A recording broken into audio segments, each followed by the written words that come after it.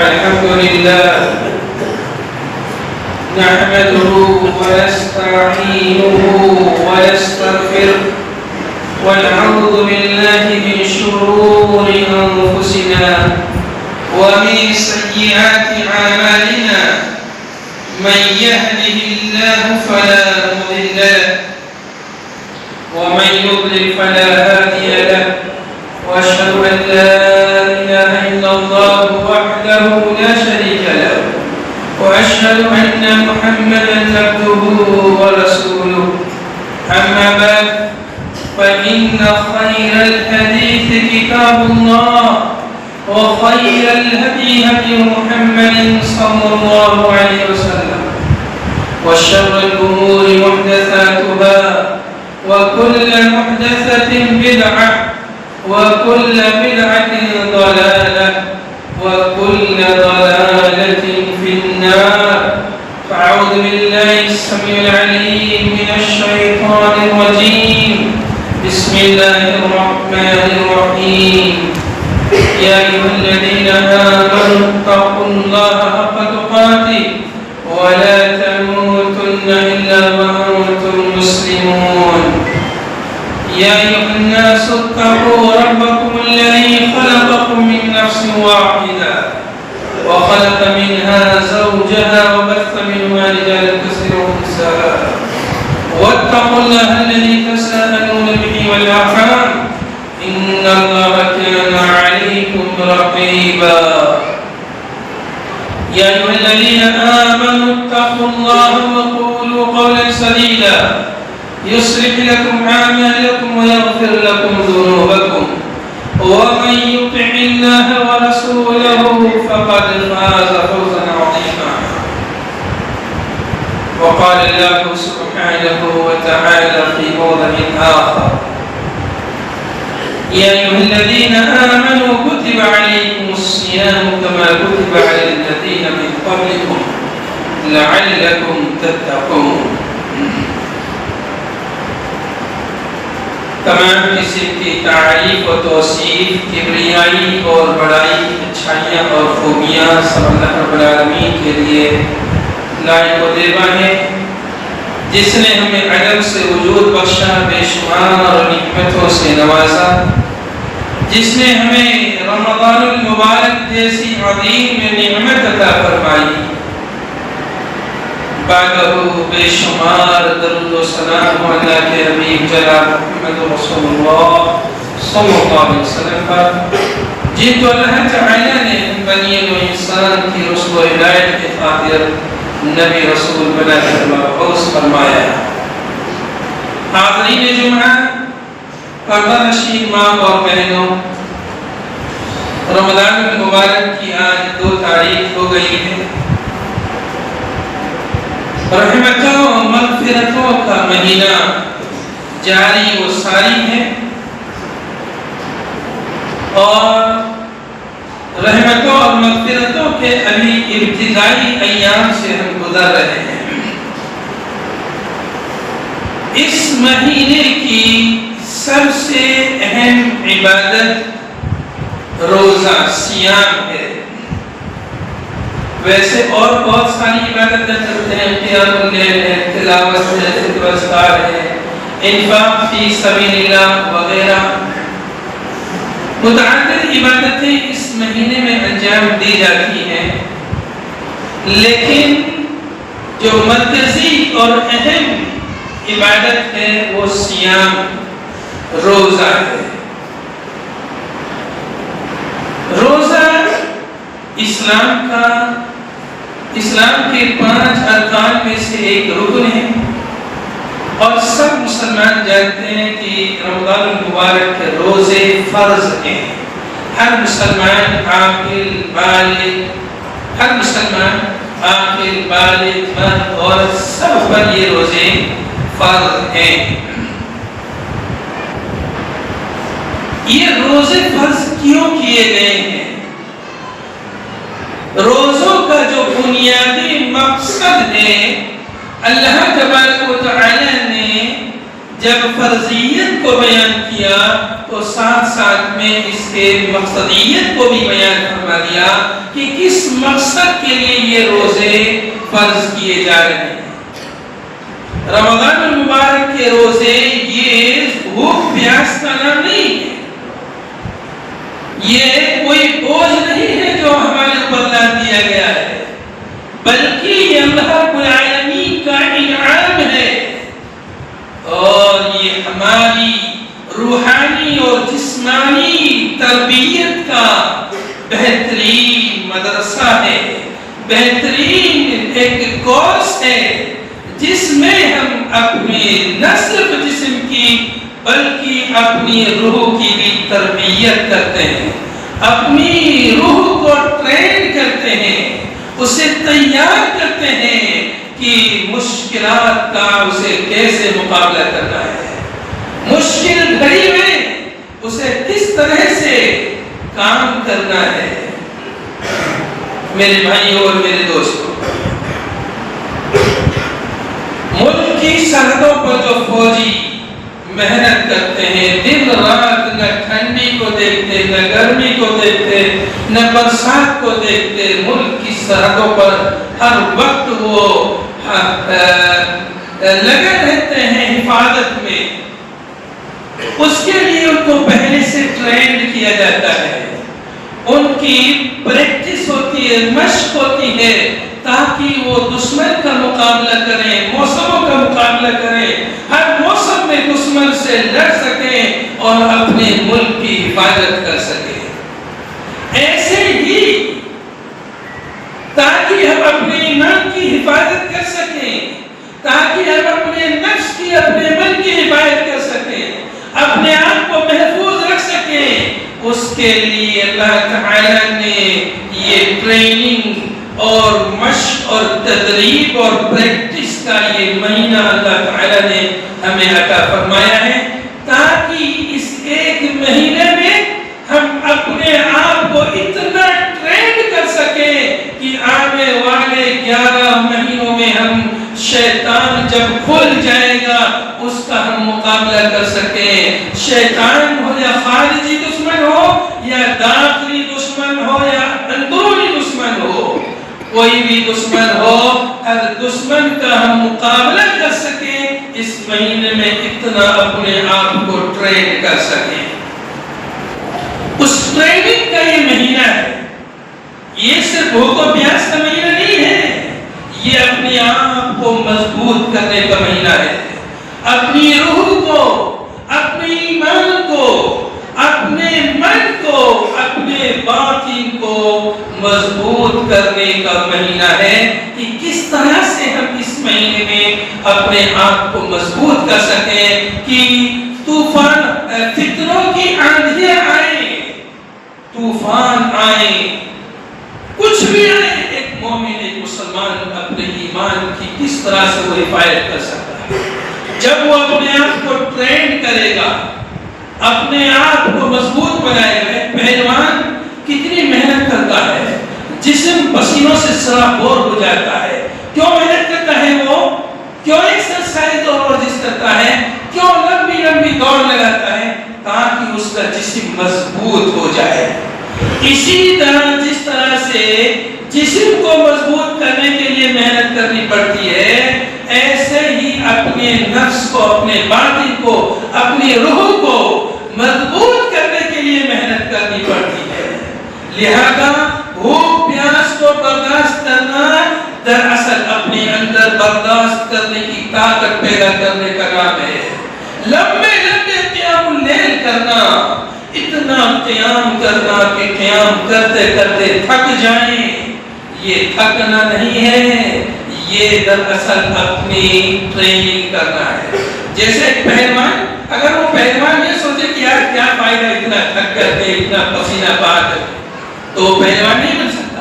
ایسے ہی اپنے نفس کو مضبوط کرنے کے لیے، اپنے ایمان کو، اپنی روح کو مضبوط کرنے کے لیے اپنے آپ کو تھکانا پڑے گا، کہیں پر قیام اللیل کر کے، کہیں پر بھوک اور پیاس کو برداشت کر کے، کہیں اور بہت ساری چیزوں کو ترک کر کے، جن کو ترک کرنے کا اللہ نے حکم دیا ہے۔ تو میرے بھائیوں اور میرے دوستوں، رمضان المبارک کا مہینہ روزوں کا مہینہ ہے، ہماری ٹریننگ کا مہینہ ہے، ہماری روحانی تربیت کا مہینہ ہے۔ اللہ تعالیٰ نے واضح طور پر فرمایا یہ روزے کیوں فرض کیے گئے؟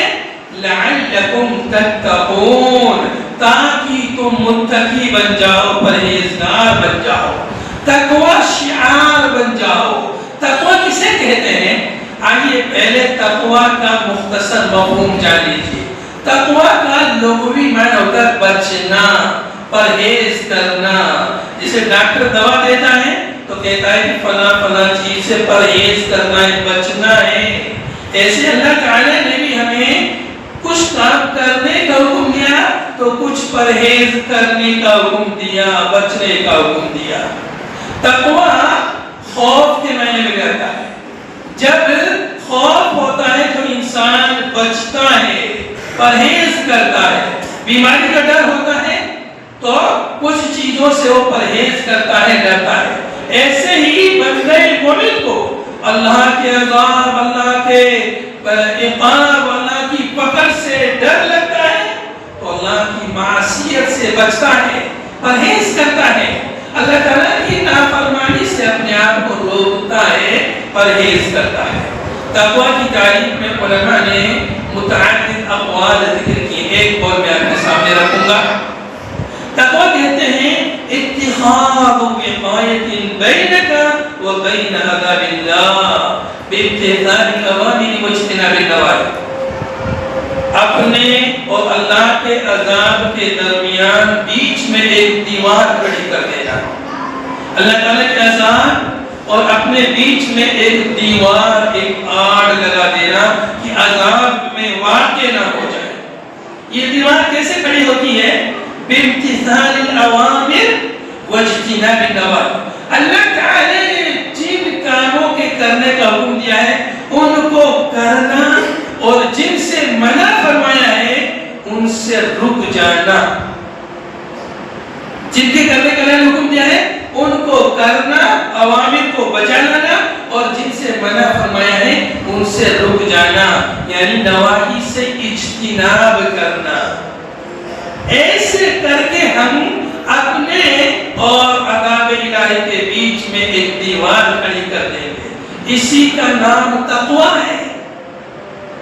بعض علماء نے سلف صالحین نے حضرت ابو ہریرہ، حضرت عمر رضی اللہ عنہ وغیرہ کا ذکر آتا ہے، فرماتے ہیں تقوی کا مطلب انہوں نے مثال کے ذریعے بیان فرمایا۔ تقوی کا مطلب ایسے ہے جیسے آپ کسی ایسے راستے سے جا رہے ہو جس میں کانٹے بکھرے ہوئے ہو، خاردار جھاڑیاں ہو، راستے کے دونوں طرف جھاڑیاں ہیں، کانٹے دار جھاڑیاں، وہ جھاڑیاں ادھر ادھر نکلی ہوئی ہیں، راستے میں کانٹے بکھرے ہوئے ہیں۔ آپ اس راستے سے کیسے گزرو گے؟ اپنے آپ کو کانٹوں سے بچاتے ہوئے گزریں گے۔ اپنے کپڑوں کو، کئی کپڑے جھاڑیوں میں نہ اٹک جائیں، کئی پیر میں کانٹا نہ چبھ جائیں، بچتے بچاتے نکلنا ہے راستے سے۔ یہ دنیا میں بھی بہت سارے کانٹے بکھرے ہوئے ہیں، گناہوں کے، معصیت کے، نافرمانیوں کے، دنیا کی چکا چون رنگینیوں کے، رنگ برنگے کانٹے بکھرے ہوئے ہیں۔ ان سے اپنے آپ کو بچا کر چلنا، اسی کا نام تقوی ہے۔ زیادہ تقوی بظاہر ایسا لگتا ہے بچنے والی چیز، جو محرمات ہیں، حرام کردہ چیزیں، حالانکہ اس میں واجبات بھی داخل ہیں۔ نماز کا اللہ نے حکم دیا، نماز پڑھنا واجب ہے، تو ترک صلاۃ سے اپنے آپ کو بچانا، ترک صلاۃ سے بچانا یعنی نماز پڑھنا، ترک صوم سے بچانا یعنی روزہ رکھنا، ترک زکات سے بچانا یعنی زکات دینا۔ تو اس طرح سے تقوی میں بچنے کا معنی، پرہیز کرنے کا معنی، یہ معنی غالب ہے۔ تو اس طرح سے روزہ ہمیں تقوی سکھلاتا ہے۔ اللہ کا خوف ہمارے دل میں روزے کے ذریعے پیدا ہوتا ہے۔ کیسے پیدا ہوتا ہے اس کو تھوڑا سا سمجھ لیتے ہیں۔ روزہ رکھنے سے تقوی پیدا ہوتا ہے۔ دیکھیے جب روزہ رکھتے ہیں بھوک لگتی ہے، پیاس لگتی ہے، گھر میں اکیلے موجود ہیں، کوئی نہیں دیکھ رہا ہے، ٹھنڈا پانی موجود ہے، کھانا موجود ہے، دل کر رہا ہے کھانا کھا لو، پانی پی لو، پیاس بھی لگی ہے، گرمی کا بھی موسم ہے، لیکن بندہ مومن کھاتا پیتا ہے کیا؟ نہیں کھاتا پیتا، کوئی نہیں دیکھ رہا اس کو، کوئی بھی نہیں دیکھ رہا ہے، چاہے تو وہ کھا لے، کسی کو پتا بھی نہ چلے، لیکن اس کو کھانے پینے سے کون منع کر رہا ہے؟ اس کے اندر ایک محافظ ہے، ایک نگہبان اس کے اندر ہے جو اس کو کھانے پینے سے منع کر رہا ہے۔ وہ نگہبان اس سے کہتا ہے دیکھو کوئی دیکھے نہ دیکھے میرا رب دیکھ رہا ہے، کوئی دیکھے نہ دیکھے میرا اللہ، میرا مالک، میرا رب مجھے دیکھ رہا ہے۔ اس کے دل میں یہ احساس ہوتا ہے اور یہ احساس اس کو کھانے پینے سے روک دیتا ہے۔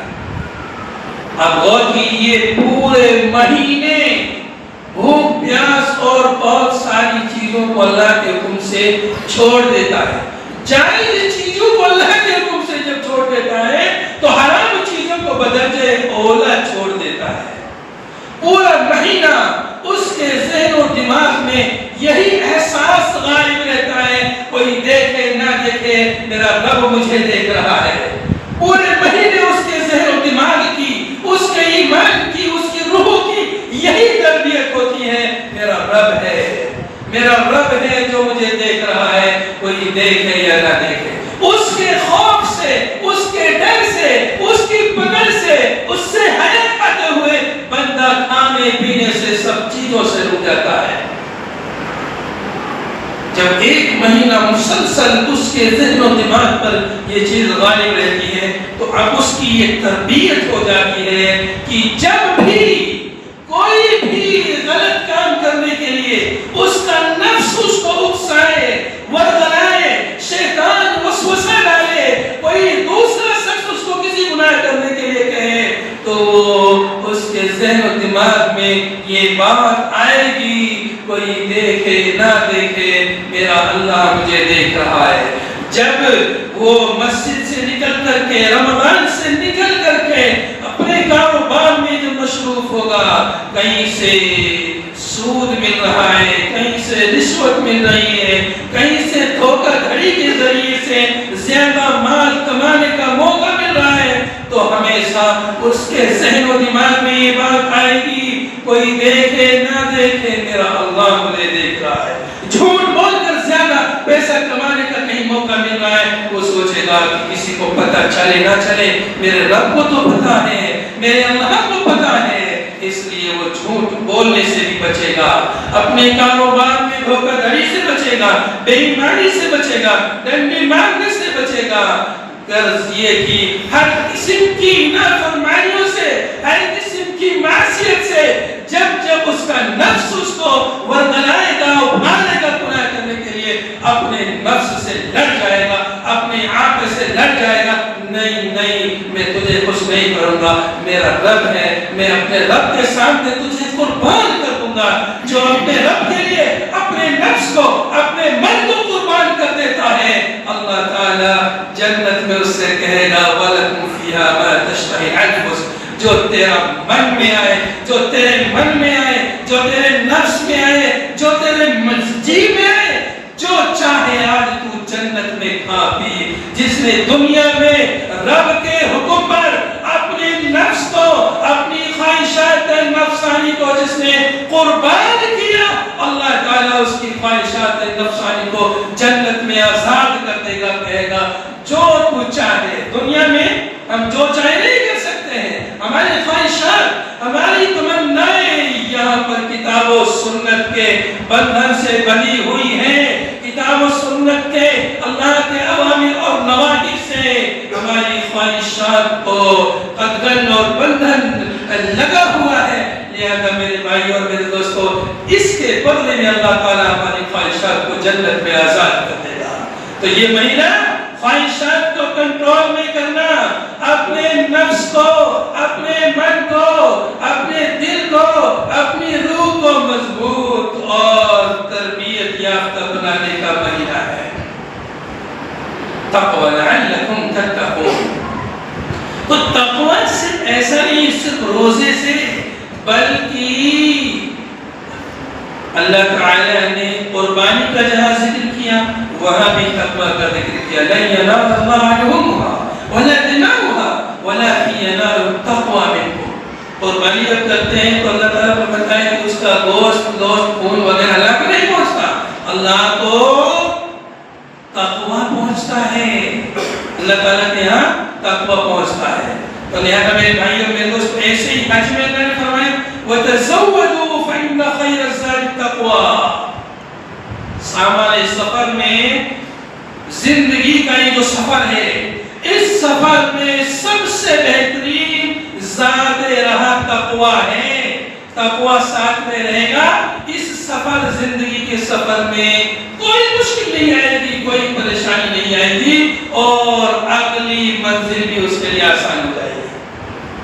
تو غرض یہ کہ تقوی اللہ تعالیٰ نے ہر عبادت کے اندر تقوی پیدا کیا، ہر عبادت سے تقوی پیدا ہوتا ہے۔ اللہ تعالیٰ نے تمام لوگوں سے تقوی طلب کیا ہے اور مومنین سے بالخصوص تقوی کا مطالبہ کیا ہے۔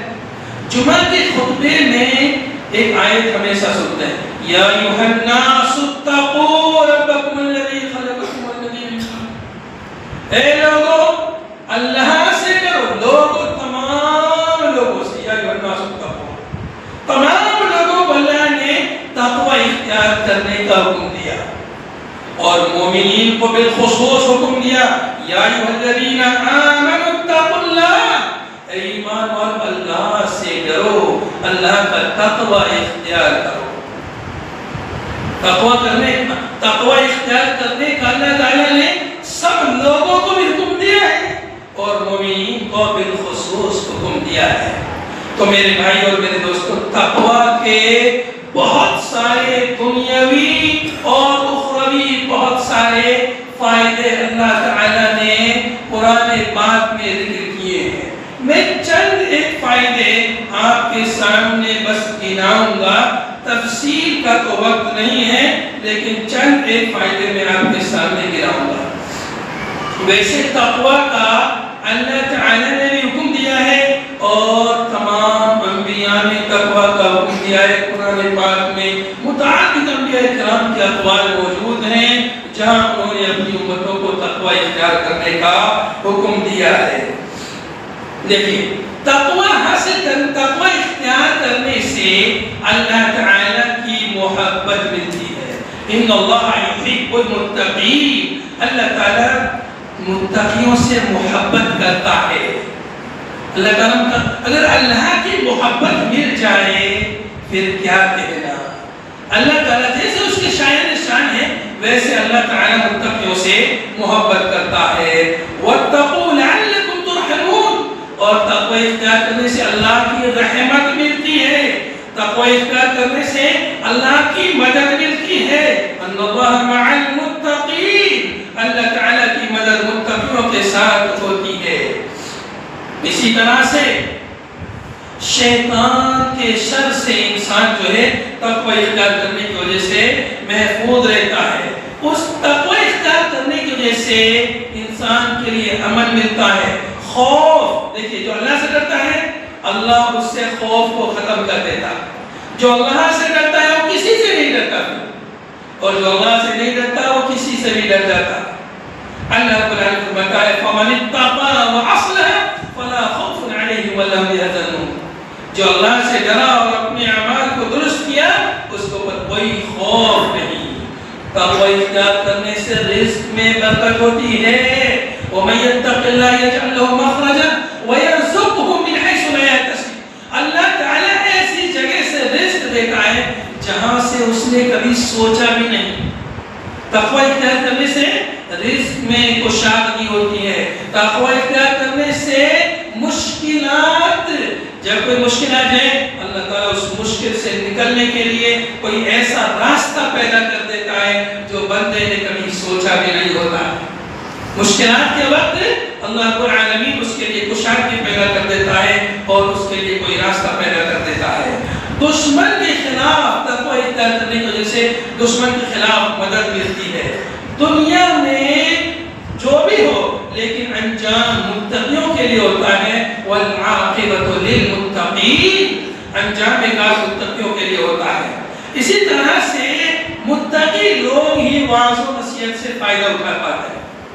وعظ و نصیحت دن رات سنتے رہتے ہیں لیکن نصیحت کا فائدہ صرف متقی لوگوں کے لیے ہوتا ہے. تقوی یہ انبیاء کرام کی بھی صفت ہے، اولیاء اللہ کی بھی صفت ہے. تقوی اختیار کرنا یہ وہ میزان ہے جس کے ذریعے سے یہ معلوم ہوتا ہے کہ اللہ کے نزدیک کون سب سے زیادہ مکرم ہے، محترم ہے، کس کا مقام سب سے زیادہ ہے. ان اکرمکم عند اللہ اتقاکم، کہ تم میں اللہ کے نزدیک سب سے زیادہ مکرم وہ ہے جو سب سے زیادہ متقی اور پرہیزگار ہے. اللہ کے یہاں سب سے زیادہ بہتر، افضل اور عزت والا آدمی کون ہے؟ جو سب سے زیادہ اللہ سے ڈرتا ہے. کوئی خاندان والا نہیں، کوئی سید نہیں، کوئی فلاں نہیں، کوئی فلاں نہیں. اللہ کے یہاں کیا پیمانہ ہے؟ تقویٰ کا ہے. جو جتنا زیادہ اللہ سے خوف کھائے گا، ڈرے گا، وہ اللہ کے اتنا زیادہ مکرم اور محترم ہوگا. اسی طرح سے تقویٰ یہ عمل کی قبولیت کے اسباب میں سے ہے. انما يتقبل الله من المتقین، اللہ تعالیٰ متقیوں کے اعمال کو قبول فرماتا ہے. اسی طرح سے تقویٰ یہ قیامت کے دن نجات کا سبب ہوگا. اور ہاں، قیامت کے دن دنیا میں جتنے بھی دوست ہیں یہ سارے دشمن ہو جائیں گے ایک دوسرے کے. دنیا کے دوست جو ہے قیامت کے دن سب ایک دوسرے کے دشمن ہو جائیں گے. الا المتقین، اللہ فرماتا ہے الاخلاء یومئذ بعضهم لبعض عدو الا المتقین. دنیا میں جو سب دوست ہیں سب دشمن ہو جائیں گے قیامت کے دن، لیکن متقی قیامت کے دن بھی ایک دوسرے کے دوست رہیں گے. تقویٰ یہ گناہوں کی مغفرت کا ذریعہ ہے، جنت حاصل کرنے کا ذریعہ ہے اور علم طلب کرنے کا بھی ایک ذریعہ ہے. اللہ فرماتا ہے واتقوا اللہ ویعلمکم اللہ، اللہ سے ڈرو، اللہ تعالیٰ تمہیں علم سکھائے گا. تو میرے بھائی اور میرے دوستوں، تقویٰ کے دنیا اور آخرت میں بے شمار فائدے ہیں.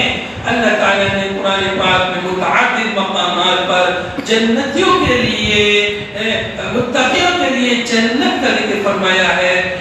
وَصَارِعُوا إِلَىٰ مَغْفِرَةٍ مِّن رَّبِّكُمْ وَجَنَّةٍ عَرْضُهَا السَّمَاوَاتُ وَالْأَرْضُ أُعِدَّتْ لِلْمُتَّقِينَ.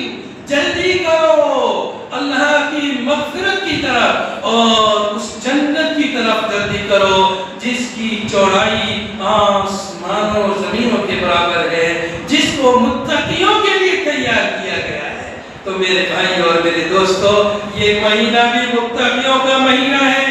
اس مہینے میں ہمیں اپنے اندر اتنا تقویٰ پیدا کرنا ہے، اتنا تقویٰ پیدا کرنا ہے کہ جب یہ مہینہ ختم ہو جائے گا تو ایسا نہیں کہ مسجدیں سونی ہو جائیں، ایسا نہیں کہ قرآن پاک سے ہم دور ہو جائیں، ایسا نہیں کہ ہم نمازوں سے دور ہو جائیں، بلکہ اس مہینے کے ختم ہونے کے بعد بھی اس پورے مہینے جیسے ہم نے عبادتیں کی ہیں اور جتنا ہم نے تقویٰ اختیار کیا ہے تو اتنا تقویٰ اختیار کریں کہ سال کے 11 مہینے ہم شیطان کا مقابلہ کر سکیں. جو ہے تقویٰ کے ذریعے سے انسان، حدیث پاک میں آتا ہے الصیام جنہ، روزہ ڈھال ہے، دشمن سے بچانے کی طاقت روزہ ہمیں عطا فرماتا ہے. تو جب تقویٰ دیتا ہے تو شیطان ہو یا ہمارا نفس ہو، کوئی بھی ہو، ہر کسی سے ہم آسانی سے مقابلہ کر سکتے ہیں. لہذا میرے بھائی اور میرے دوستو، میری ماں اور بہنوں، ہم اپنے دلوں میں اللہ کا خوف، اللہ کی خشیت، اللہ کا ڈر زیادہ سے زیادہ پیدا کریں. اللہ تعالیٰ سے دعا ہے اللہ تعالیٰ میں کہنے سننے سے زیادہ عمل کرنے کی توفیق عطا فرمائے. اللہ تعالیٰ ہمیں زیادہ سے زیادہ تقویٰ عطا فرمائے. فرمائے، ہمارے دلوں میں اپنا خوف پیدا کر کہ اللہ جب تک تمہیں زندہ اسلام میں زندہ رکھ اور جب موت دے ایمان کی حالت میں موت دے۔